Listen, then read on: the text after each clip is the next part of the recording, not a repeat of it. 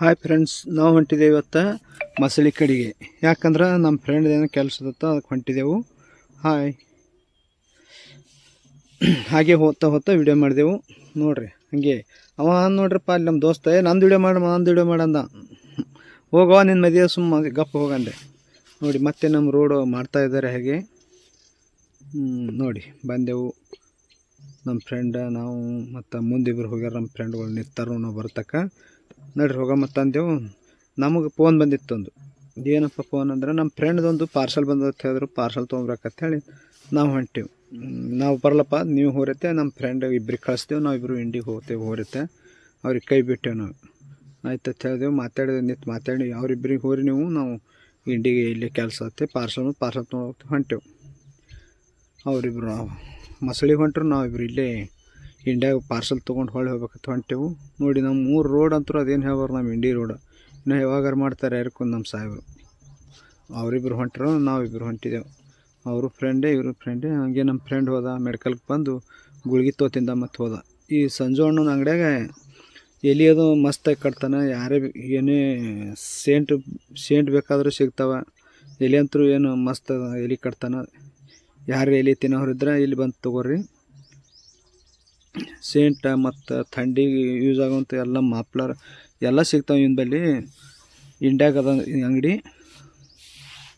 ನೋಡಿ ಎಲ್ಲಿ ಹೆಂಗೆ ಕಟ್ತಾನೆ. ಹಾಗೆ ತೊಗೊಂಡು ಒಂದು ಪ್ಯಾಂಟ್ ತೊಗೊಂಡು ಹೊಂಟೇವು ಮತ್ತು ಊರಿಗೆ ಬರೋ ಮುಂದೆ. ಹಾಗೆ ಏನು ಮತ್ತೆ ಹೊಂಟೇವು. ಮುಂದೆ ಇಲ್ಲೇ ಪಾರ್ಸಲ್ ಒಂದಿತ್ತಲ್ಲ, ಪಾರ್ಸಲ್ ಒಂದು ತೊಗೊಂಡು ನಡಿಯಪ್ಪತ್ತೆ.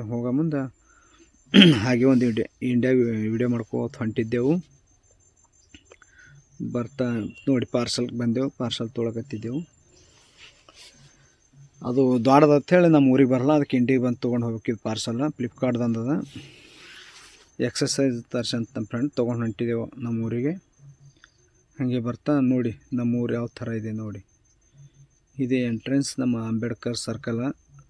ಆಮೇಲೆ ಹಾಗೆ ಬಂದರೆ ನಮ್ಮ ಆಂಜನೇಯನ ಗುಡಿ ಐತಿ. ಹಾಗೆ ರೈಟ್ ದೇವಿ ಗುಡಿ.